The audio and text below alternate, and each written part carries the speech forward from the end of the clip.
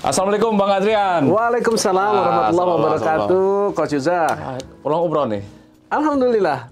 Gila. Oleh-oleh apa? Masih kelihatan ini kan ada yang ngawal di sekitar ini. Iya.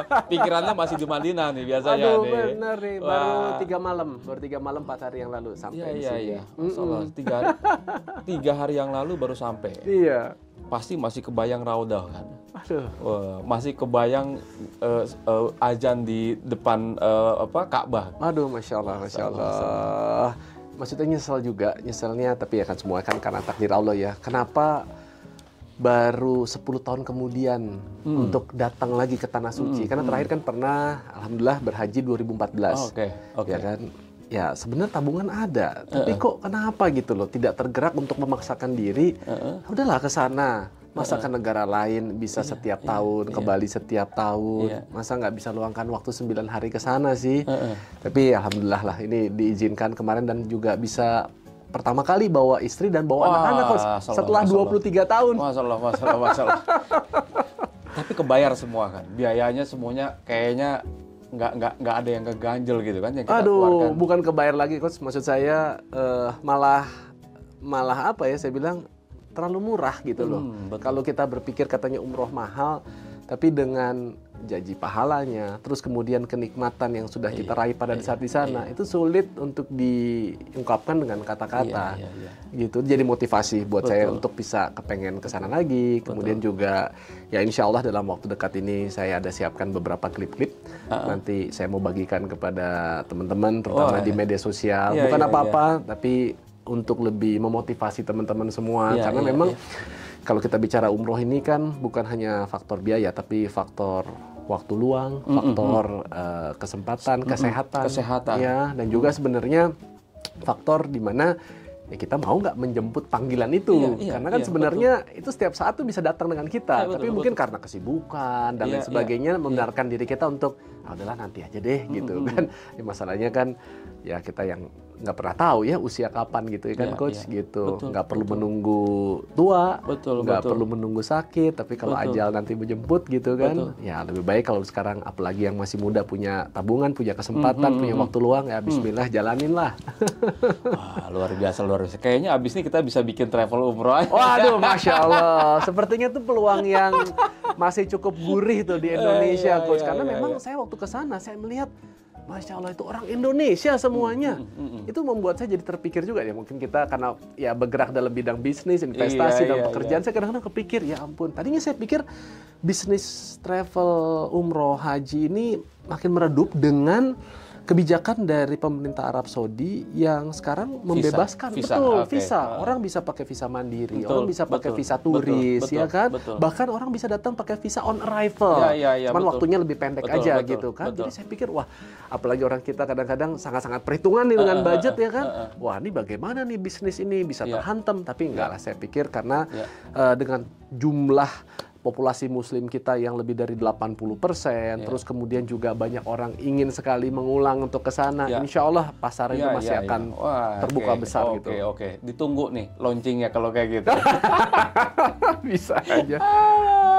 Mas Adrian, Mas Allah, semoga umrohnya mabrur ya. Amin, mabrur dan bisa kembali lagi ke sana gitu ya. Saya doakan lah setahun 2 kali lah ke sana gitu. Loh, itu kan saya termotivasi sama Coach Yuzak gitu. Kalau saya lihat gitu kok, ya ampun, ini Coach Yuzak nih kerjaannya gimana sih kok? Nggak pulang-pulang kok bisa kerjanya di Tanah Suci. Saya pikir ini nikmat Tuhan mana lagi kah yang kau dustakan gitu loh. Betul. Nikmat banget. Jadi Coach ini bisa setahun minimal 2 kali ada ya? 2 kali. Emang udah dibudgetkan, udah direncanakan. Oke, mungkin ini mewakili pertanyaan banyak orang. Kan dulu artis. Masih dulu? Atau gimana nih? Coba klarifikasi dulu. Dulu atau masih artis? Saya sih sebenarnya bilang itu dulu, ya kan? Tapi ternyata profesi artis itu unik gitu, tetap melekat meskipun kita udah tidak melakoninya gitu loh, Coach. Oke. Iya, karena ya saya gini, terakhir saya main sinetron itu tahun 2012, tapi kemudian 2013 sampai 2016 saya punya acara televisi di Indonesia Morning Show, ya di salah satu televisi swasta. Ada yang pernah nonton sinetronnya nggak? By the way, Oke. Terus? Berarti kalau yang pernah nonton ketahuan umurnya. Ketahuan umurnya. Ya, saya mulai sinetron tuh kan tahun 98. Nah, tapi karena dengan kemajuan teknologi, jadi sinetron yang lama-lama nih ternyata sekarang ditayangkan lagi di salah satu platform. Jadi orang bisa pakai platform berbayar, dia bisa nonton sinetron saya yang udah 20 tahun lalu lebih. Sehingga masih ada yang ngenalin saya tetap disebutnya artis sinetron gitu. Padahal sudah 12 tahun saya nggak main sinetron. Terus kedua ya akhirnya saya jadi TV presenter kan. Jadi anchor di Indonesia Morning Show. Itu sebenarnya boleh dikatakan puncak karir lah bagi seorang presenter ya, karena dia punya acara live setiap hari selama 3 jam tanpa diedit gitu loh, Coach. Live ya? Live, benar-benar live. Itu skill tuh, betul, skill. Terus kemudian saya alhamdulillah jadi terbuka networkingnya, karena bayangkan 3 jam saya bukan hanya membawakan berita, tapi saya juga menginterview tokoh-tokoh, bisa itu politisi, ekonom, artis, ya kan, psikolog, banyak banget. Jadi langsung punya ribuan kontak gitu loh dalam 3 tahun itu. Ya itu juga jadi berkat tersendiri sih. Tapi kemudian karena memang saya dari akhir-akhir tahun 2009, 2010 saya tertarik dengan dunia investasi. Dan alhamdulillah sejak 2010-2011 saya sudah memiliki ada beberapa sertifikasi baik dalam maupun luar negeri. Gayung bersambut, bulan April 2016 saya dapat tawaran bekerja dan kemudian akhirnya mulai sejak 20 Juni 2016 saya sekarang sudah hijrah profesi menjadi seorang profesional di bidang keuangan dan investasi. Jadi saat ini saya sekarang memang posisinya masih tercatat sebagai profesional di salah satu perusahaan swasta asal Inggris. Ya, namanya perusahaan manajer investasi yang pertama ada di Indonesia dan kalau dibilang usahanya sih sendiri di dunia udah lebih dari 2 abad, Coach. Oke. Itu juga bukan karena saya yang hebat, bukan karena saya yang pinter, tapi karena izin dari Allah. Karena di kantor saya itu, Coach, itu rata-rata semua orang lulusan S2. Dan lulusan S2-nya luar semua. Ya kan, bahkan ada yang PhD ya. Tapi kemudian saya dapat kesempatan untuk bisa berkiprah di sana. Tentunya saya jadi banyak belajar dari teman-berteman juga. Ya tentunya pastilah kita ada kontribusi juga, terutama bagaimana bisa membawa image perusahaan itu ke arah yang lebih baik. Dan sudah beberapa tahun ini saya diamanahkan untuk jadi pelaksana unit syariah di perusahaan unit syariah. Karena memang ya melihat potensi untuk perkembangan bisnis syariah negara kita tuh sebenarnya terbuka. Memang kita semua sadari saat ini relatif masih sangat kecil, tapi ya kalau nggak dari kita siapa lagi, gitu kan, Coach. Jadi pelan-pelan kita juga coba memberikan literasi kepada masyarakat dari hal-hal yang sederhana lah. Ya, ini bank atau apa? Bukan ini bank. Dia manajer investasi. Manajer investasi. Jadi kita mengelola dana dari masyarakat, baik itu dari high net worth individual, baik itu nasabah retail. Karena memang sebenarnya orang yang punya uang bahkan hedge fund ya, seperti hedge fund atau sebenarnya kita lebih sebutnya fund manager. Fund manager. Jadi yayasan, dana-dana pensiun. Duitnya itu kita kelola dan kita tempatkan sesuai dengan. Biasanya tempatinnya kemana? Ke dalam perusahaan-perusahaan, Coach, yang memang tercatat di Bursa Efek Indonesia. Jadi kalau hedge fund kan dia bisa investnya ke startup, gitu. Private equity bisa ke startup, ya kan. Kalau ini kita nggak bisa. Jadi perusahaannya semua yang listed aja, Coach. Listed. Bentuknya gitu. Biasanya apa? Kasihnya loan or equity atau apa? Equity, Coach. Equity ya. Equity participation. Masuk ke situ. Termasuk kayak perusahaan-perusahaan baru yang misalnya mau IPO. Nah, ketimbang dia menjajakan dirinya tuh ke nasabah retail, dia mendingan hadir ke yang udah jelas punya uang nih. Jadi mereka biasanya roadshow salah satunya ke perusahaan kita. Mereka presentasi di situ, mungkin kita bisa masuk sebelum nanti pas IPO gitu kan. Nah, kalau kita tertarik dan kita lihat kayaknya ini visible, ya kita invest di sana. Size-nya gitu. berapa kira-kira? Kalau saat ini sih alhamdulillah kita dipercaya sudah di atas 70 triliun sih, Coach. Jadi gitu. Ya. Yang syariah ini, unit syariah itu kemana? Ke bank syariah atau kemana? Ya, jadi jelas. Tapi kan memang bank syariah kita masih terbatas ya, Coach. Betul. Yang listed itu hanya ada 3, Coach. Ya. Ada BRI Syariah, ada BTPN Syariah, sama satu lagi ada Bank Aladin. Aladin. Tapi yang size-nya paling besar jelas adalah BRIS ya, kodenya. Terus sekarang jadi dikenal BSI. Gitu. Tapi ya kembali saya bilang sebenarnya menarik di dunia pasar modal karena dari kurang lebih sekarang ini kan ada 900-an lebih emiten atau perusahaan-perusahaan yang masuk dalam daftar yang kita bisa investasikan gitu atau kita tradingkan gitu ya Coach. Itu lebih dari setengahnya atau kurang lebih ada 660 perusahaan, itu semuanya adalah perusahaan yang masuk dalam daftar efek syariah yang dikeluarkan oleh OJK setiap 6 bulan daftarnya. Jadi kalau orang bilang, nggak menarik lah syariah, mau cari yang nggak syariah aja susah, boro-boro mau fokus ke sana. Banyak kok, tinggal kita memilah-milih aja, ya kan? Nah dari situ saya jadinya tertantang juga nih untuk bagaimana, yuk kita support yuk industri investasi syariah. Nah ini buat teman-teman yang awam nih, sebelum nanti saya mau gali lagi nih, sebenarnya ini menarik nih. Sebelum saya lupa nih ya, saya tanya dulu. Ini kan mengelola yang unit syariahnya, lalu berinvestasi ke perusahaan-perusahaan yang udah TBK di Indonesia, di Bursa Efek gitu ya. Nah, itu apa akadnya gitu pada saat itu? Kan kita ngomongin syariah, akadnya apa? Mungkin teman-teman juga akan nanya tuh. Ya, jadi kan begini, kembali lagi kita tinggal di suatu negara yang artinya sudah ada pemerintahnya, sudah ada para ulama yang tergabung di dalam Majelis Ulama Indonesia, yang dimana mereka adalah orang-orang yang kita akui paham dalam sisi agama dan juga mereka mengeluarkan fatwa. Jadi termasuk juga dalam itu investasi, baik itu di pasar modal, di saham, di reksadana, ada fatwa-fatwa yang dikeluarkan oleh Dewan Syariah Nasional Majelis Ulama Indonesia, dan itu yang kita yakini dan itu kita akui.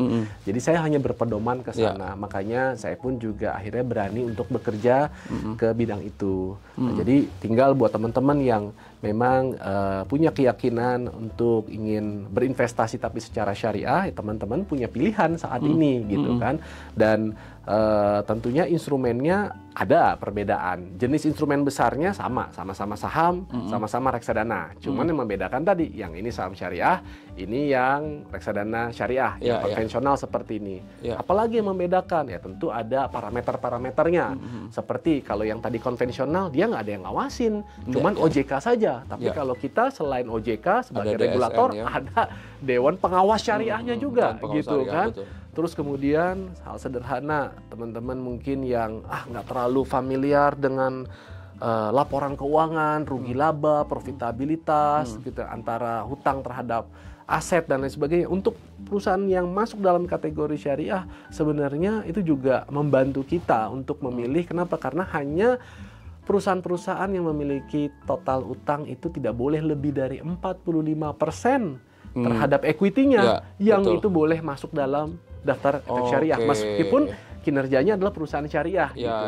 Nah, memang ada beberapa hal yang mungkin saya pikir bisa terjadi perdebatan, seperti masih ada unsur-unsur yang sifatnya konvensional ya di sini. Misalnya ada penempatan namanya pentransferan uang pada saat ini. Nah, tapi jangan khawatir teman-teman, karena untuk di investasi syariah ada mekanisme yang disebut pembersihan, yang disebut cleansing. Nah, itulah tugas dari si DPS dari masing-masing. Kayak contoh saya perusahaan manajer investasi. Alhamdulillah DPS kita Profesor Dr. Syafi'i Antonio, Coach.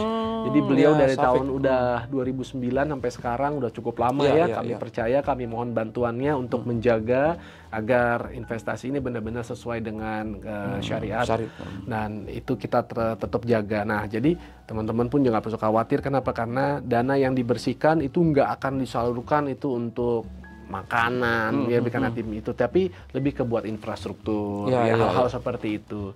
Jadi itu yang saya berusaha jaga, dan ayolah sama-sama kita. Artinya kita kalau teman-teman nih UKM nih ada yang listing perusahaannya di pasar modal, di pasar modal, ya artinya memungkinkan kan untuk bisa mendapatkan funding dari bisa sekali dalam bentuk funding syariahnya. Betul. Ya. Artinya banyak opsi sekarang ya. Artinya teman-teman yang mau menjalankan bisnis kan banyak ya sekarang kayak gini ya. Bisnis syariah mahal kan, kayak gitu ya. Mahal, cost of money-nya gitu ya. Akhirnya balik lagi ke konvensional dan segala macam. Seperti Coach bilang kan, memang kalau kita bicara efisiensi, kalau kita melepas aset kita dalam bentuk saham itu costly gitu Iya, kan, Coach, mahal, ya kan. mahal. Mungkin lebih efisien kalau kita dapat loan ya, ataukah dapat funding gitu ya dalam bentuk kayak securities crowdfunding ya, bisa lebih efisien. Tapi kembali lagi kan itu situasional ya, dan juga saya pikir dari masing-masing pelaku usaha UMKM kan mungkin punya tujuan yang berbeda-beda. Ada yang memang pengen bukan exit dari usahanya, tapi mungkin dia nggak punya ahli waris nanti untuk melanjutkan usahanya, sehingga mungkin opsinya adalah IPO gitu. Jadi mereka melepas saham. Itu saya pikir hal-hal yang baik ya untuk bisa dipertimbangkan gitu. Karena sekarang juga dengan semakin banyak UMKM yang berpikir ingin IPO, itu juga akan lebih meningkatkan transparansi, kewajaran, dan juga ya perkembangan industri, dan ujung-ujungnya saya yakin akan bisa meningkatkan perekonomian Indonesia juga gitu loh, Coach. Sure, kan? Dan teman-teman sadar kalau kita beli saham, kita trading saham, itu kan kita bayar pajak gitu loh. Teman-teman yang hobinya kayak saya cuman mau invest aja, cuman mau ya hidup katakanlah dapat dari dividen. Kita setiap pembagian dividen bayar pajak 10%. Dan itu sebenarnya salah satu trik kita untuk tax planning juga gitu loh. Kalau teman-teman taruhnya di deposito, potongnya 20%. Kalau saham ya kan? Betul. Itu juga makanya banyak yang akhirnya punya usaha, mereka masuk ke dalam usahanya sebagai mungkin pelaksananya, direksi, tapi digajinya mungkin nggak terlalu besar, tapi mereka punya share-nya lebih besar gitu ya, Coach ya. Coach lebih ngerti lah. Saya banyak belajar dari Coach Yuzak ini, dia cuman memang suka mancing-mancing saya aja ini. Dajat. Oke, kita ngomongin angka-angka nanti aja dulu. Siap. Tapi masih ada tawaran untuk main sinetron? Ada, Coach. Alhamdulillah. Apalagi sampai kan sekarang? Saya kan belakangan ini ya dari sebenarnya 1-2 tahun terakhir inilah ya, itu lagi viral lagi, Coach. Iya betul. Itu tapi viralnya bukan gara-gara sinetron gitu loh. Viralnya gara-gara tertangkap oleh netizen kemana-mana lebih sering naik kereta. Iya betul. Saya pikir ketangkepnya apa gitu kan. Saya nggak ngerti waktu itu kan. Ya saya cuman ya biasa namanya sekarang lagi zaman medsos ya, Coach ya saya iseng aja kalau pas di kereta saya suka lihat ya orang-orang rame atau apa. Terus suatu ketika ya saya naikin, mulai ada yang ngomen-ngomen, oh artis sudah nggak laku, sekarang udah miskin kemana-mana naik kereta gitu kan. Singkat kata saya di follow juga oleh teman-teman di media nasional, ya kan. Terus diangkatlah oleh mereka ke berita gitu. Nah, yang membantah juga ada, oh enggak, Adrian ini kan di sini orang kerjanya begini, bla bla bla segala. Saya hanya diam aja. Tapi lah dari situ blessing in disguise-nya malah saya banyak dapat kesempatan, dapat undangan dari banyak instansi, dari company untuk ya memberikan motivasi kepada karyawan. Itu lihat mestinya orang yang ya dianggap punya popularitas publisitas. Jadi brand ambassador Sebenarnya nggak pernah secara langsung begitu, nggak gitu, nggak secara resmi. Tapi ya saya senang aja gitu. Saya senang melakukan aktivitas yang pertama efisien dari sisi waktu. Tapi benar, ada ini dipanggil nggak sama KAI? Ada, akhirnya kenalan. Oh, akhirnya gitu. Kenalan, oke. Udah jadi BA-nya? Enggak sampai sekarang. Mungkin budgetnya lagi alokasikan ke hal lain kali gitu ya. Itu efektif loh, itu efektif campaign gitu. Efektif campaign banget itu buat ngajak orang untuk naik kereta gitu ya kan, MRT atau apapun gitu. Ya saya kan memang lahirnya udah di Jakarta, tapi sejak saya nikah 2001, 2002, 2003 saya kan tinggalnya di pinggiran Jakarta ya, di Bintaro, Tangerang Selatan kan. Tangsel. Tapi kan mobilitas saya di tengah kota. Betul. Sehingga saya memang sebelum ini terbiasa gitu, habiskan jalan tuh ke satu tujuan tuh 1,5 jam, ya kan? Menuju kalau jam makan siang dari satu tempat ke tempat lain 1 jam, nanti pulang ke situ lagi 1 jam, balik lagi ke rumah bisa 1,5-2 jam. Betul. Pas saya hitung-hitung, itu saya habisin waktu di jalanan bisa 6 jaman sehari gitu kan, Coach? Waduh, luar biasa banget. Nah, sejak ada MRT, alhamdulillah saya coba, enak banget karena saya aktivitasnya kan di SCBD, Coach. Betul. Jadi dari Lebak Bulus ke sana cuma 20 menit, Coach. Cuman kan rumah saya dari Tangerang Selatan untuk ke MRT ada effortnya juga. Saya harus naik tol, diantar supir atau kadang naik taksi gitu kan. Pas naik MRT-nya sih, enak, nyaman banget. Begitupun juga pulang. Tapi akhirnya setelah saya nyoba waktu itu mulai tanggal 1 September, nggak pernah lupa tuh, 1 September 2022 itu kali pertama saya seumur hidup naik yang namanya KRL. Oke. Ya kan? Karena sebelumnya image-nya naik KRL kan desek-desekan, ya kan? Oh, ada copet, maaf, pelecehan Betul. buat yang perempuan. Dengarnya tuh yang nggak Betul, enak-enak betul, mulu betul, gitu loh betul, kan betul. coach ya kan. Terus ya akhirnya saya jadi ini. Tapi akhirnya pas saya coba, alhamdulillah nih, berarti kan sekarang udah hampir 2 tahun ya. Saya nggak melihat ada, tuh ada hal-hal yang disampaikan, alhamdulillah ya. Mm-mm. Mudah-mudahan ke depan juga tetap bisa terjaga seperti itu. Jadi udah saya jalankan aja. Ternyata naik KRL cukup sejuk kok gitu. Ya kalau desek-desekannya ya sudahlah ya. Tapi itu tergantung jamnya juga gitu loh coach. Pada saat desek-desekan, terus orang kenalin nggak? Ada. Ini gimana tuh? Ada coach, ada.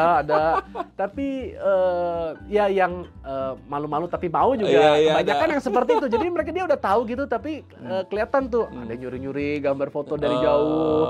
Ada, karena saya suka di foto terus saya suka di tag, tapi dia saya nggak tahu nih siapa nih orang gitu kan. Jadi saya bilang lain kali tegur aja Mbak atau apa begitu.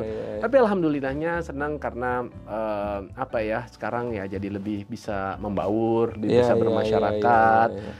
Kalau dulu kan orang ya kenal kita, tapi karena saya banyak di TV, banyak di lokasi syuting, attachment-nya kurang gitu loh coach. Tapi pada saat saya sekarang ya aktivitas sekarang mungkin ngantor ataupun saya jadi pembicara ke sana sini, lebih mudah ditemuin sama orang. Orang juga jadi apa ya, lebih nyaman gitu loh untuk ketemu sama kita. Nah mungkin orang jadi lihat nih public figure yang unik, kok mau. Saya sering ditanya, emang nggak punya mobil, emang nggak punya supir gitu kan. Saya bilang alhamdulillah saya ada mobil beberapa, ada driver juga. Sebenarnya saya diberikan kecukupan, tapi saya memang melakukan ini bukan buat konten, bukan buat apa, karena kenyamanan. Pertama tadi dari segi waktu ya jelas. Itu naik KRL dari kantor saya cukup naik Gojek ke Palmerah itu cuma 10 menit. Dari saya naik KRL turun di Jurangmangu di stasiun yang ada sekarang mallnya Bintaro Exchange itu cuma 20 menit coach. Jadi saya dari kantor naik ojek, naik kereta, naik ojek lagi sampai depan rumah atau kadang masjid di dekat rumah saya itu 1 jam. Oke. Jadi udah sangat terukur banget dengan biaya yang sangat-sangat efisien, ekonomis. Efisien. Ojek 15.000, naik keretanya 3.000, ya kan? Barengan tuh dari yang rombongan Tanah Abang sampai Rangkas Bitung tuh, 3.000 men gitu kan? Terus tambah ada lagi. Ya 3.000 ya? 3.000 kos hari gini tahun 2024 men. Coba dari Jakarta bisa sampai Tangsel, sampai terus itu kan luar biasa kan? Jadi bayangkan saya yang sebelumnya udah berarti sekarang nih tahun ke-8 saya aktif kantoran ya. Saya 6 tahun itu biasanya suka pakai kalau nggak mobil pribadi atau nggak taksi biru. Iya betul. Pakai taksi biru itu satu jalan itu udah habis 170-180 ribu. Bayangkan kan coach. Betul. Pulang pergi 360-370 ribu. Belum termasuk tolnya. Sekali jalan 19 ribu. Pulang pergi 38 ribu. Jadi pengeluaran saya hanya buat transport itu ya biasa antara 360 sampai 380 ribu sehari. 20 hari kerja. Apa itu nggak 7,5 juta? Iya betul. Baru transport aja loh. Bener kan coach? Betul. Tapi pada saat saya naik yang namanya KRL itu penurunan saya signifikan banget untuk saya transportasi. Karena nggak sampai jadi 100 ribu. Anggaplah, oke lah, saya genapin deh 100 ribu aja per hari. Saya kan berhemat artinya sekitar 250 ribu per hari. Kalikan 20 hari kerja kan teman-teman sering sampai bisa umroh tuh. 5 juta sehari, iya kan? Sebulan 60 juta, iya kan? Bisa ngumrohin 2 orang setahun tuh, coba gitu. Hanya dengan sedikit mengubah gaya hidup kita. Gitu. Masya Allah. Ini kereta api Indonesia nih harusnya nih. Kalau belum dapat rezeki di situ, insya Allah nanti dapat rezeki dari sisi yang lain ya, coach ya. Betul. Tapi menarik. Ini kan sekarang lagi viralnya kan gitu ya. Iya, ini kan benar, coach. Berarti kan udah berapa kali ada perubahan personal branding, bisa dibilang gitu ya. Yang tadinya personal brandingnya artis. Sempat politik juga kalau nggak salah personal branding. Pernah coach waktu itu coach. Itu juga sedikit cerita, ya saya nggak bilang kejebur ya. Itu gara-gara saya lagi pulang Basamo, saya keturunan orang Sumatera Barat, orang Bukit Tinggi, dan alhamdulillah memang keluarga saya tokoh di Bukit Tinggi, kakek saya itu adalah pemimpin PRRI, jadi hampir semua orang-orang tua Bukit Tinggi itu kenal kami, dan kami punya masjid besar, masih masjid keluarga yang memang belum kita wakafkan ke pemerintah daerah ya, masih kita kelola yayasannya.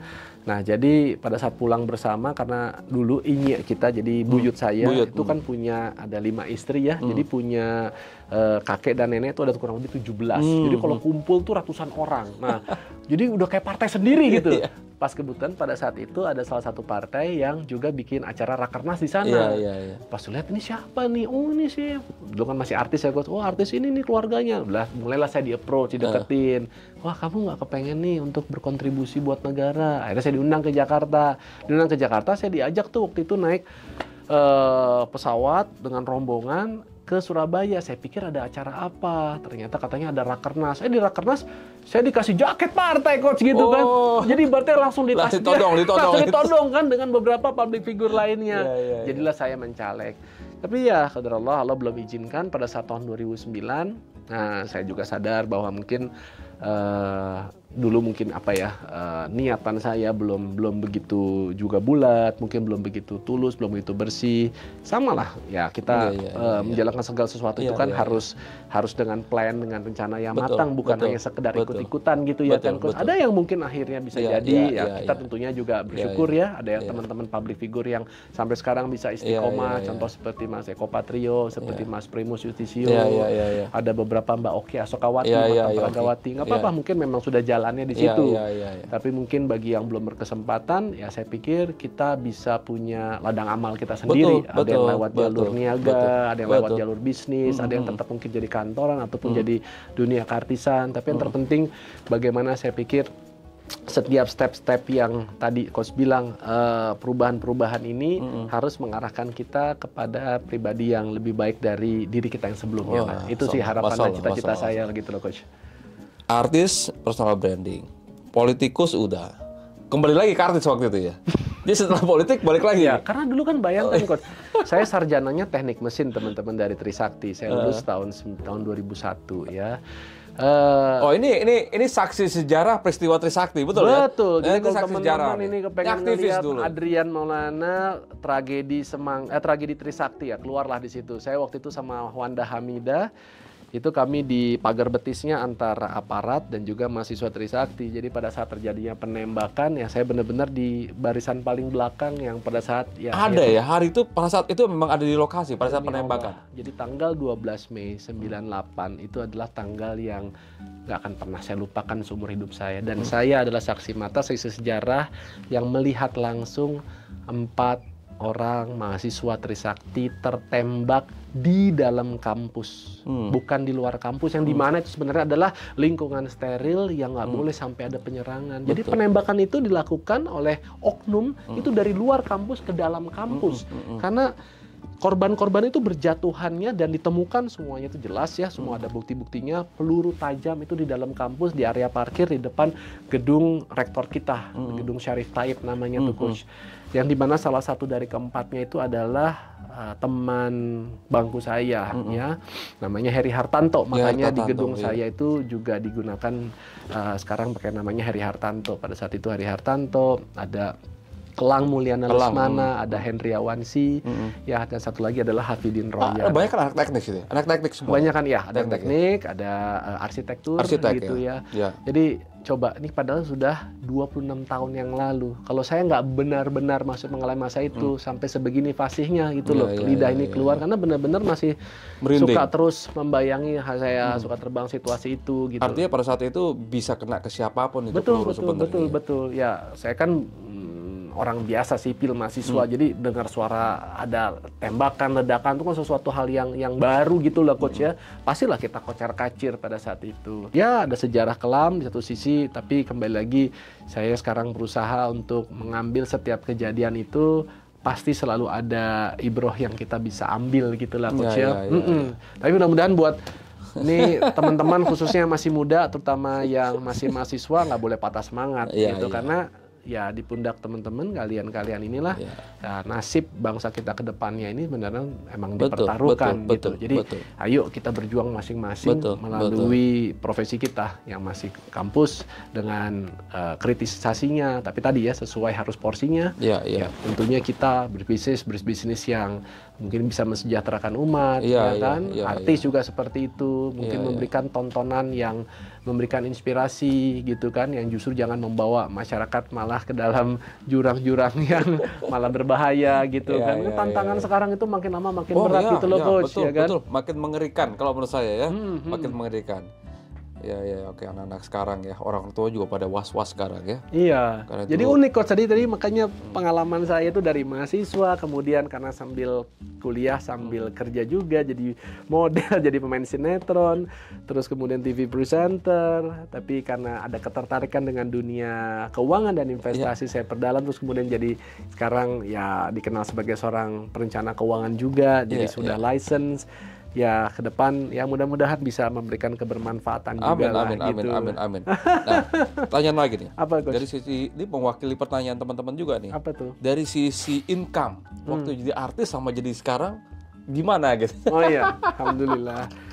Ya sebenarnya saya nggak suka bocorin hal-hal seperti ini gitu. Tapi khusus nih ya karena Coach Yuzak gitu kan. Kan kita ngomongin keuangan nih ya, ngomongin kan, keuangan. saya sampaikan. Demi Allah, memang kalau kita bicara mengenai besar, banyak, mungkin dunia artis lah. Wajar makanya orang kepengen anaknya jadi artis, kalau bisa dia jadi artis gitu. Tapi yang sering kali orang itu lupa atau lalai adalah seberapa sering, seberapa rutin income itu akan datang kepada kita. Bisa jadi sekarang tidak sebanyak dulu. Tapi setiap bulan masuk. Setiap tahun ada masuk. Kita udah punya aset, punya investasi, atau mungkin punya bisnis. Setiap tahun mungkin kita dapat dividen. Betul. Dapat pembagian hasil. Betul. Ya kan? Sehingga kalau dilihat-lihat, ternyata apa yang saya lakukan di 8-10 tahun belakang ini jauh lebih baik dari sisi finansial ketimbang dulu. Karena dulu kayak dapat besar, tapi ternyata cuma 3 bulan. 3 bulan, 4 bulan, gak punya pemasukan sama sekali, Coach. Pada saat lagi pas dapat job pertama kayak sinetron, wah, saya pikir udah seneng. Kita dikasih kontrak kan, 2 tahun. Wah, kontraknya 200 episode atau 100 episode. Wah, kita kayaknya happy nih. Wah, nilai misalnya berapa juta gitu kan. Wah, kita di tangan. Tapi kenyataannya, bekerja di sinetron itu kan tergantung rating. Dan rating di luar kendali kita. Di luar kendali produser. Di luar kendali sutradara juga. Tiba-tiba TV bilang, besok kita udah nggak tayang lagi. Maksudnya gimana? Ratingnya udah 3 minggu, drop terus nih. Nggak naik-naik, kita mendingan ganti acara yang lain. Padahal saya punya cicilan. Teman-teman kru yang lain ada yang nyicil motor, ada yang nyicil mobil. Saya waktu itu lagi nyicil apartemen, ya kan? Ya mungkin ada tabungan, tapi mungkin tabungan saya cukup buat 3-4 bulan aja ke depan. Dan waktu itu saya pernah diuji, saya punya 8 bulan, saya nggak punya income sama sekali, Coach. Oke. Ya hidup yang orang bilang mantap, makan tabungan aja. Makan tabungan. Iya kan? Yang dulu ya mungkin pada saat lagi punya penghasilan lumayan, ya kita keluarnya jangan-jangan juga lumayan. Betul. Karena pada saat itu, dan mungkin sampai sekarang banyak lah yang melihat artis itu kayaknya dia harus punya asisten, tim manajemen, makeup artis sendiri, supir sendiri, dan nggak sedikit, Coach. Artis itu udah kayak pejabat. Jadi kalau menuju satu tempat, dia nggak cuma satu mobil, Coach. Dia bisa 2 mobil. Satu mobilnya dia, ya kan, dengan asistennya. Satu mobil ada pengawalan lagi sendiri, gitu ya kan. Nah kan, ya kembali lagi itu orangnya beda-beda. Tapi untung saya nggak sampai segitunya sih. Itu kan kalau tanpa kita sadari, itu cost. Iya betul. Iya kan, costnya besar. Jadi nah ini dia, pemasukan besar, cost besar, lalu yang terlebih ini berapa banyak sih? Jangan-jangan hanya sedikit atau bahkan nggak sedikit pada saat dulu yang terjadi itu malah defisit gitu. Oke. Karena tadi gaya hidup. Akhirnya itu yang mungkin orang bilang banyak artis yang kalau udah nggak syuting lagi selesai dia gitu. Kayaknya langsung ada yang drop banget gitu secara ekonomi gitu. Karena dia tidak bisa menyesuaikan gaya hidup pada saat dia saat ini dengan menyesuaikan dia dulu gitu loh, Coach. Kalau dulu kan begitu tampil di TV malu kalau besok dia atau lusa pakai baju yang sama yang seperti dia punya. Batik harus bikin baru, jahit baru. Batik berapa juta gitu. Jas nggak bisa, dalamannya harus ini, gedasi harus baru, sepatu. Pada saat kita datang acara cepret-cepret kamera, nggak mau pakai mobil yang sama, nggak mau pakai mobil ya yang sejuta umat punya gitu loh, yang kayak itu, yang semakin jarang, wah semakin dilihat orang. Pakaian, jam tangan apa, kalau misalnya kita pakai yang biasa-biasa, apa kata orang, nanti produser nawar kita. Tapi kalau kita pakai yang mentereng, dulu saya pikir kita dinilai dari memang hal-hal seperti itu. Tapi kemudian saya salah. Jadi saya berani sampaikan ini karena saya juga pernah jatuh kepada gaya hidup yang seperti itu. Oke. Yang ternyata saya sadar bahwa kita itu dinilai bukan dari apa yang kita pakai, bukan apa yang kita kendarai, melainkan dari apa yang kita bisa berikan kepada pemberi kerja kita, kepada para penonton kita, kan? Jadi profesionalisme kita yang lebih dihargai, yang menyelamatkan kita untuk bisa terus berkarir dengan baik, gitu kan? Dan itu akhirnya membuat, saya sadar sebaiknya kita cukup jadi diri kita sendiri. Kalau artinya kita punya kemampuan ya silahkan, tapi tidak sedikit orang yang memaksa-maksakan dirinya untuk tampil seperti itu sehingga akhirnya kemudian dia tidak siap pada saat pekerjaannya mungkin sudah tidak ada. Dan dia akhirnya jatuh kepada problem finansial, ada hutang piutang, ataupun yang tadinya mereka terlihat bisa punya ini, besok udah kemana-mana nggak punya kendaraan, atau mungkin tadinya tinggal di apartemen yang mewah, sekarang nggak punya apartemennya, karena nggak sanggup untuk bayar cicilan, Coach. Gitu. Nah itu juga akhirnya saya sadarin bagaimana secepat mungkin saya kepengen bisa keluar dari yang namanya jeratan utang gitu loh, Coach. Jadi saya akhirnya sekarang, alhamdulillah hari ini bebas. Tidak punya utang, debt free, zero. Malah lagi bingung nih, disposable income-nya kemana nih? Masya Allah, ini gara-gara banyak ikutin IG-nya Coach nih, gitu kan? Karena kelebihan juga nggak bagus gitu loh. Terlalu banyak juga nggak bagus. Harus benar-benar diberdayakan. Nah, tapi kembali lagi memang gaya hidup si Coach gitu loh. Ya stigmanya memang artis kan seperti itu. Makanya begitu saya terlihat pakai transportasi publik langsung dibilangnya kere, namanya apa. Tapi enggak kok. Saya yakin di luar sana banyak kok teman-teman artis juga sekarang yang sudah bisa memberikan impact yang positif ke masyarakat melalui tetah profesinya, melalui gaya hidup yang lebih wajar ataupun mungkin kebaikan-kebaikan yang lainnya gitu. Ya, tapi karena public figure ya, jadi kayak sedikit yang mereka lakukan, dibicarakan orang, ya kan? Ini kan nggak gampang ya. Ini pindah dari satu profesi ke profesi yang betul-betul sama sekali baru lah, bisa dibilang gitu ya. Betul. Artinya kan perlu knowledge. Iya. Perlu juga butuh juga yang namanya misalkan skill, ilmu atau kompetensi atau apapun gitu ya. Kan nggak banyak tuh artis yang artinya dia bingung sendiri kan, gue kalau nggak syuting ya gue apalagi gitu. Betul. Jadi kalau satu hal yang saat ini juga saya selalu kalau ada ketemu artis-artis muda, selalu saya berikan nasihat bahwa jangan pernah kesampingkan pendidikan. Jadi kamu boleh menghasilkan dari zaman SMA, ya kuliah, jangan tinggalin.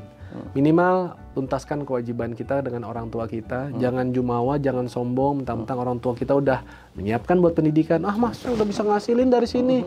Nanti lulus-lulus berapa sih kerja? Misalnya cuman UMR. Ini saya syuting aja sehari saya bisa dapat UMR 1 bulan gitu. Jangan seperti itu. Kenapa? Karena saya pikir tadi ya saya udah ngalamin ya. Regenerasi dalam dunia keartisan tuh begitu cepat kan? Terutama dunia model, apalagi di digital sekarang ya, persaingannya. Betul gitu. Tapi kalau kita punya knowledge, kita punya skill, kita punya kompetensi gitu ya, walaupun nggak harus dunia di dunia artis, dunia apapun lah gitu ya, asal jangan dunia lain ya, itu acara itu acara hihihi gitu. Itu perlu kita mutlak milikin supaya kita selalu punya pegangan lah kalau terjadi apa-apa dengan apa yang kita lakukan. Nah, itu saya selalu minimal kita selesai S1. Ya, zaman saya dulu aja udah puluhan tahun S1 udah biasa. Sekarang S2 pun udah biasa. Teman-teman saya S2 banyak yang juga belum bekerja loh sekarang. Jadi kita selesaikan, tapi juga jangan pernah berhenti untuk terus belajar. Karena memang kita tahu sekarang bahwa persaingan dalam dunia karir, dalam dunia bisnis, dalam dunia konsultasi itu begitu tinggi gitu kan, Coach. Jadi kita nggak bisa jadi orang yang biasa-biasa aja, ya kan. Apalagi teman-teman kan pengennya ya bisa punya penghasilan luar biasa, ya harus terus mengasah diri. Sama seperti saya, mungkin ya alhamdulillahnya tadi saya pernah dikenal sebagai seorang artis, ya kan. Tapi saya tahu kalau saya hanya jadi artis saja, apa yang menjadi keunikan atau pembeda saya. Nah, saya kemudian pelajari lah, kebetulan dunia keuangan. Kenapa keuangan? Orang nanya kenapa nggak dunia yang lain? Kenapa kamu nggak terusin di bidang mesin gitu? Karena ternyata saya sadar bahwa setiap di antara kita, tua, muda, pria, wanita, ya kita akan selalu berurusan dengan yang namanya uang. Betul. Jadi uang itu ternyata bukan hanya bagi mereka yang kuliahnya ekonomi, ya kan, Coach? Semuanya. Iya kan, ternyata perlu untuk kita melek secara finansial. Betul, di dalam perusahaan pun ya kita bukan posisinya di bidang keuangan, bukan CFO juga. Saya rasa perlu untuk kita melek juga secara finansial gitu kan. Saya bilang nggak ada keputusan bisnis yang bukan keputusan keuangan. Luar biasa, semuanya gitu kan. Semuanya ngomongin uang sebetulnya. Ngomongin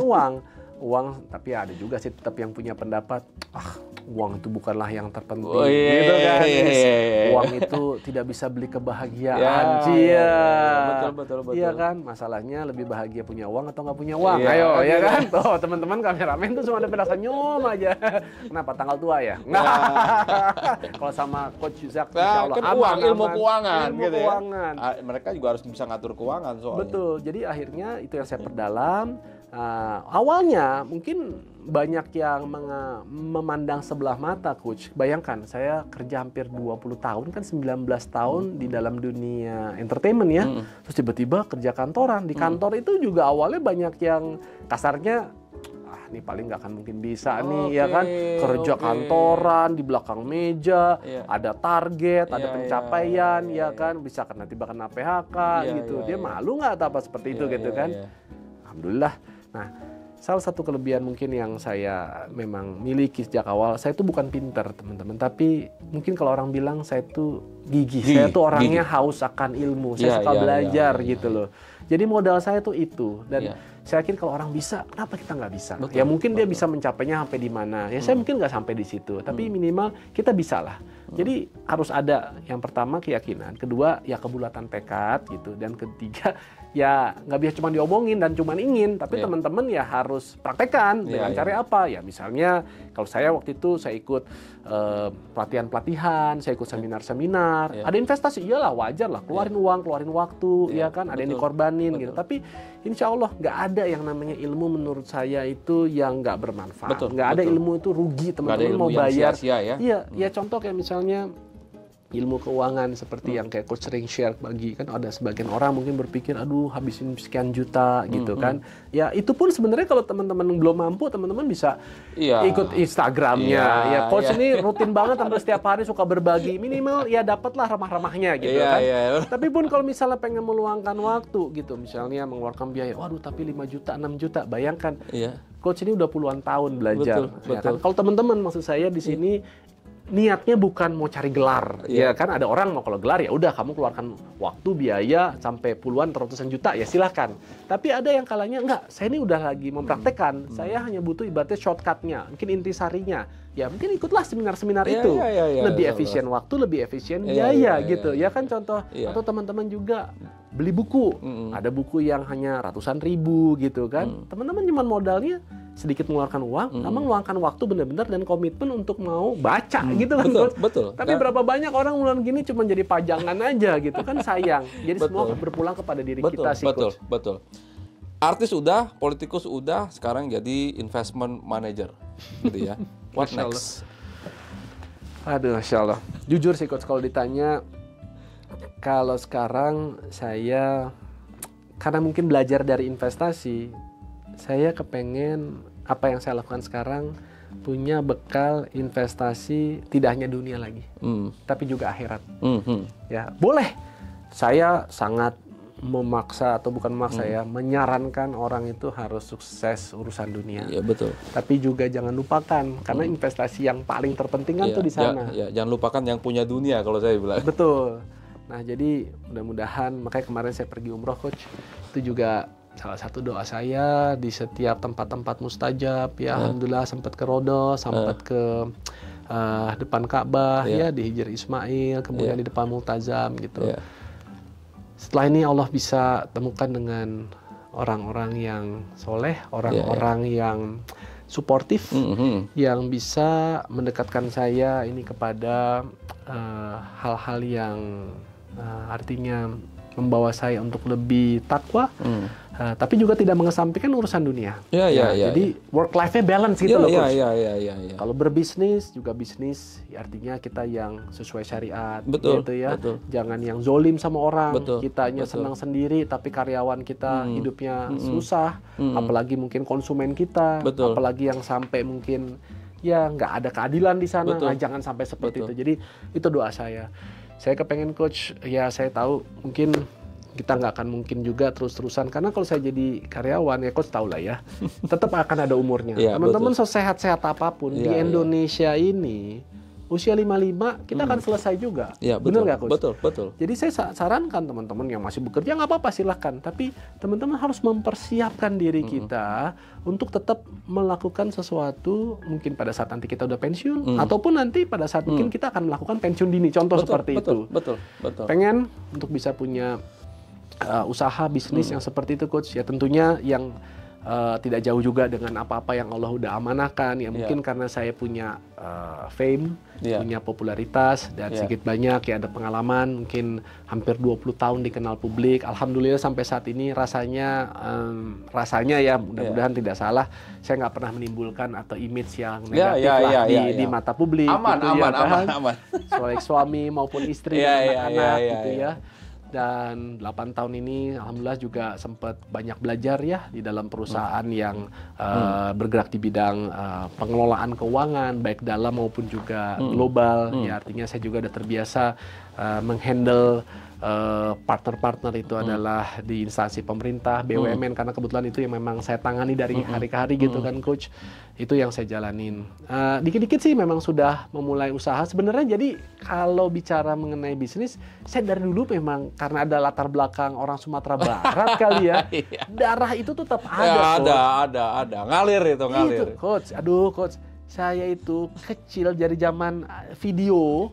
Itu saya sempat masih berani tuh untuk nyewain video. Jadi saya beli video Spider-Man, terus kemudian orang kalau menonton, saya suruh bayar. Suruh sewa gitu. Entah itu 200 perak atau berapa, itu idenya ada. Terus kemudian awal-awal saya nikah, saya coba jualan mobil. Karena dulu mobil saya pertama kali, saya bukan mobil-mobil mentereng teman-teman. Mobil saya itu Mercy Tiger tahun 83. Karena saya suka penampilan, tapi saya juga tahu keterbatasan biaya. Dulu punya uang cuman sekitar 75 juta. Tahun 2000-2001 mobil apa? Yang kelihatan ada penampilannya Mercy Tiger dong. Akhirnya saya beli itu. Nah, dari situ coba jualan, beli satu, terus kemudian ada lebihan 5-10 juta saya jual. Terus kemudian coba jualan motor juga, ya kan. Nah ini saya coba cerita, jangan lakukan. Kenapa? Saya dulu pernah juga dagang motor yang sebenarnya bodong. Jadi motornya nggak ada surat, dimasukin dalam bentuk pretelan gitu coach.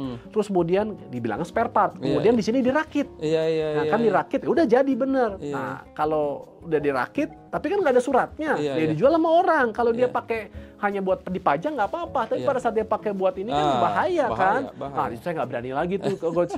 Akhirnya saya sadar, wah jangan tuh yang kayak begitu. Akhirnya saya nggak lakukan lagi.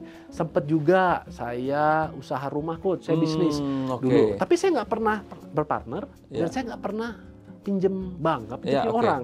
Cuman memang ya itu karena keterbatasan kan. Dulu harga tanah masih 1,5-2 juta. Saya bisa lah beli itu 250 meter, saya pecah.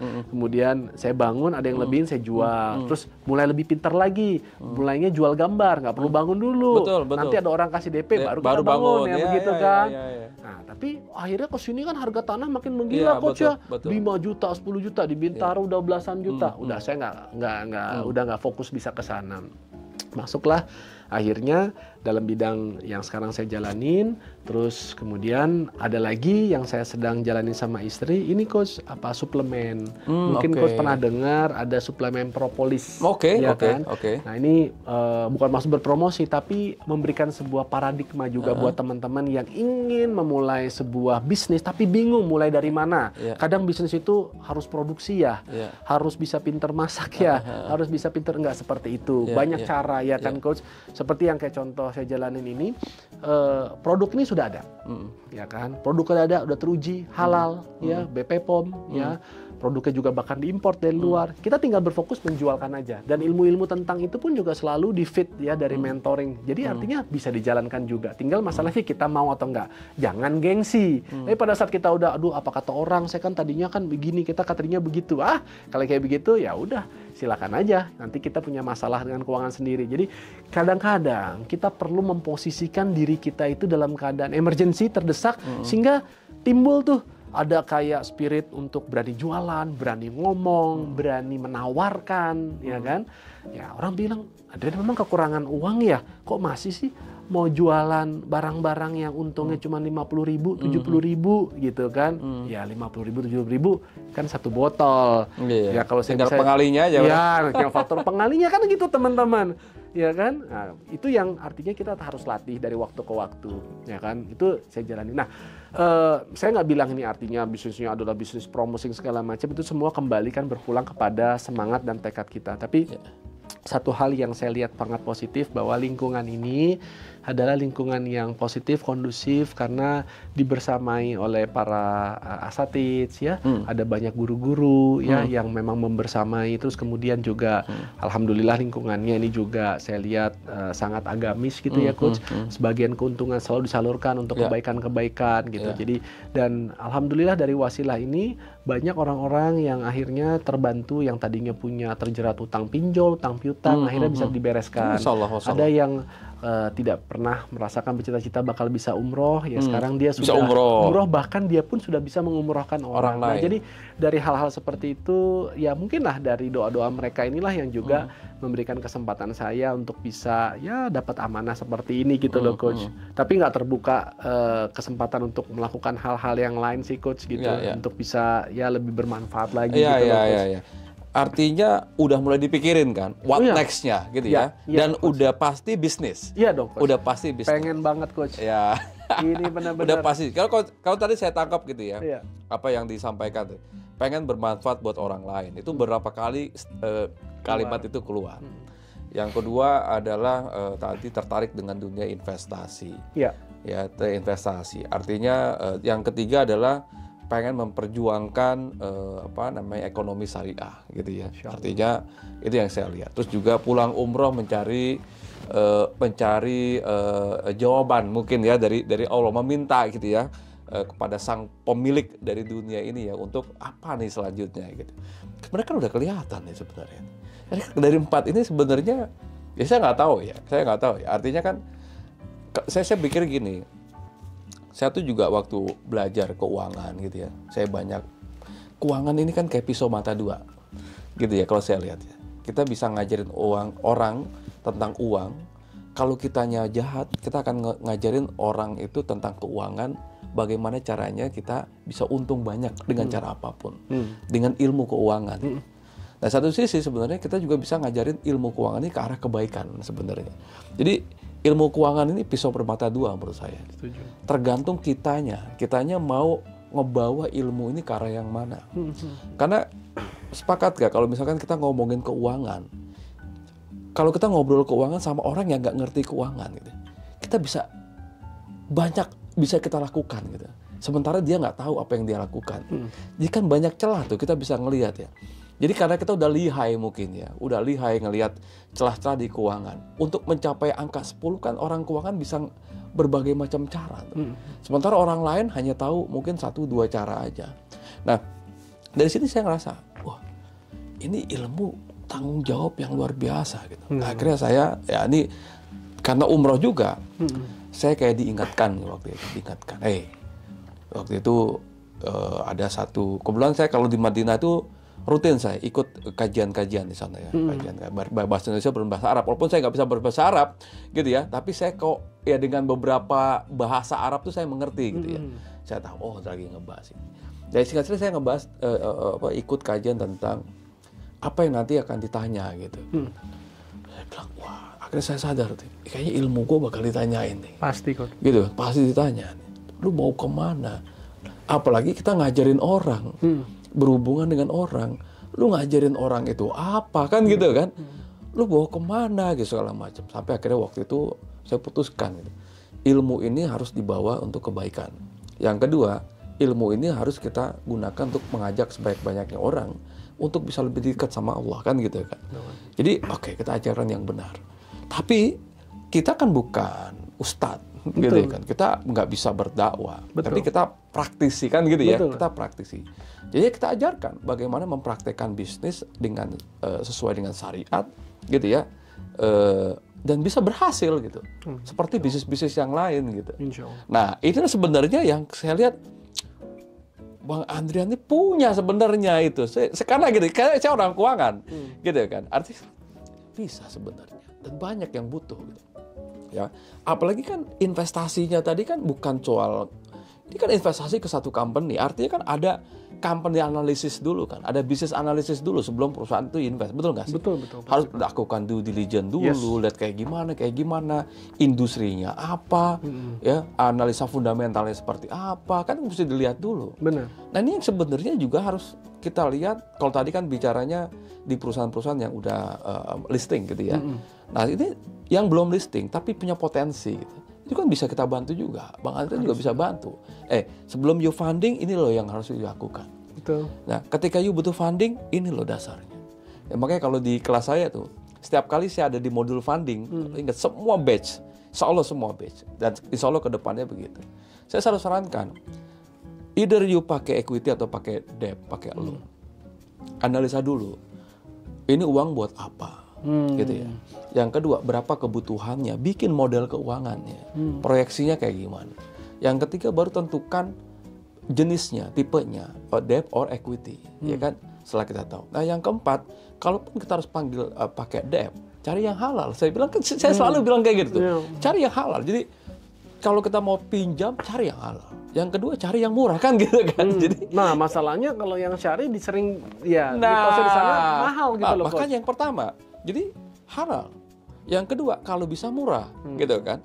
Tapi kalaupun nggak bisa murah, jangan cari murah tapi nggak halal kan gitu loh. Coba lihat kepada yang pertamanya, gitu. Yang pertamanya halal. Nah, ini yang kita perjuangkan. Saya juga sudah memperjuangkan, gitu kan. Artinya, Bang Adrian ini juga kan di sektor keuangan dan sekarang dipercaya untuk mimpin untuk unit syariahnya, gitu ya. Artinya udah mulai mengerti soal itu. Dan Indonesia ini jumlah pengusaha muslimnya masya Allah luar biasa banyak. Dan itu honest, perusahaan-perusahaan yang besar-besar yang sedang saya tanganin sekarang, yang revenue-nya, omsetnya udah puluhan, ratusan miliar, hampir muslim semuanya. Masya Allah. Iya, dan mereka nggak tahu bagaimana ngembanginnya gitu. Bagaimana mereka nanti untuk masuk ke level selanjutnya. Nah, banyak juga yang udah merasa ya udahlah segini aja udah cukup. Padahal sebenarnya bisa potensi masih bisa. Indonesia potensinya 270 juta jiwa, gitu kan. Market yang besar gitu ya. Demografi kelas menengahnya juga banyak sekali. Nah, artinya apa? UKM butuh Bang Adrian sebenarnya untuk masuk. Kalau itu butuh, pasti butuh. Apalagi gitu ya, pengalaman dalam memberikan advice, gitu ya. Ngerti soal investasi, ngerti soal bagaimana membuat bisnis itu lebih baik secara fundamental, gitu kan. Jadi UKM tuh perlu kehadiran Bang Adrian. Jadi kalau menurut saya nih, next personal brandingnya adalah UKM. Masya Allah. Menteri UKM maksudnya? Karena masih ada paten Mas Duki. Amin. Ya mohon bimbingannya Coach Ishak lah. Karena kan bagaimanapun juga saya merasa bahwa kita nggak bisa sendiri ya dalam menjalankan segala sesuatu. Saya yakin kok beberapa kepala itu insya Allah akan bisa melahirkan sesuatu yang bisa lebih baik. Ya asal semua didasari niatan yang baik, tekad yang baik gitu. Saya yakin kita memang sudah diamanahkan sesuai dengan porsinya masing-masing. Mungkin coach lebih teliti dan tentunya lebih piawai dalam hal keuangan. Mungkin saya tadi dalam sisi keuangan, tapi mungkin di sisi keuangannya saya bisa lebih berfokus kepada hal-hal yang sifatnya di masyarakat, artinya yang sebagai mempresentkan, yang memberikan advice-nya, yang artinya menjadi front leadernya, contoh seperti itu. Ada yang teman-teman justru malah di belakang layar, di administrasi. Harus memang sadar akan potensi-potensi kita di masing-masing itu gitu loh Coach. Tapi ini sesuatu hal yang thank you loh Coach, memotivasi buat saya pribadi karena memang kemarin sempat ragu gitu kan. Ini sampai kapan, nggak berasa kan sudah 8 tahun juga.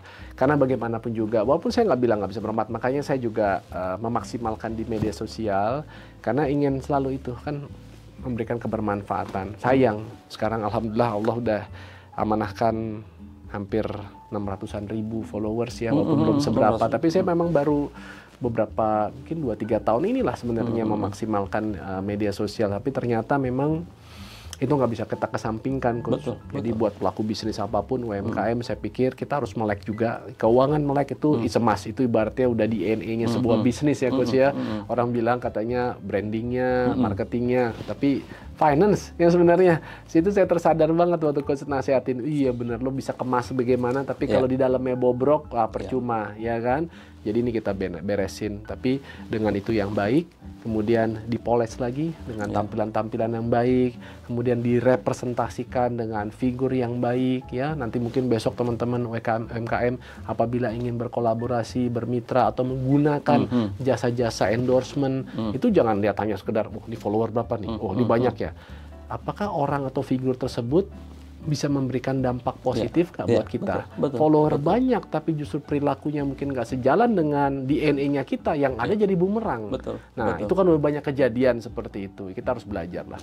Termasuk tadi untuk hal-hal yang sepertinya bisnisnya positif, ternyata si followers atau influencer ini dia nggak tahu apa-apa. Malah pelakunya ya nggak amanah, malah zolim. Ya dia ikut kena nanti akhirnya. Jadi harus benar-benar seperti kayak ya orang mau menikah lah, saling melihat satu sama lain, saling pelajari gitu ya. Ya mudah-mudahan coach silaturahmi ini bisa memberikan sebuah pencerahan baru buat saya pribadi khususnya, dan mungkin mudah-mudahan apabila nanti ke depan ada hal-hal yang sekiranya bisa saya kolaborasikan dengan senang hati coach. Mudah-mudahan kita pokoknya jangan lama-lama berpisah. Berpisahnya hanya kemarin aja berumroh ya. Kita tunggu ya teman-teman, karena follower saya lebih banyak pengusaha. Gitu ya. Jadi buat teman-teman pengusaha, kita tunggu kehadiran Bang Adrian untuk bisa memberikan advice ke bisnis Anda semua. Dan juga buat teman-teman juga, pokoknya kalau teman-teman ingin melek secara keuangan secara cepat, ya nggak pakai basa-basi, nah belajarnya di ilmu keuangannya Coach Yuzak. Ya semoga ini bisa menjadi satu pertimbangan buat teman-teman. Saya sudah merasakannya, saya sudah merasakan kebaikannya. Sekarang teman-teman pun juga berhak untuk mendapatkan pengalaman yang serupa. Oke, thank you Bang Adrian, Masya Allah.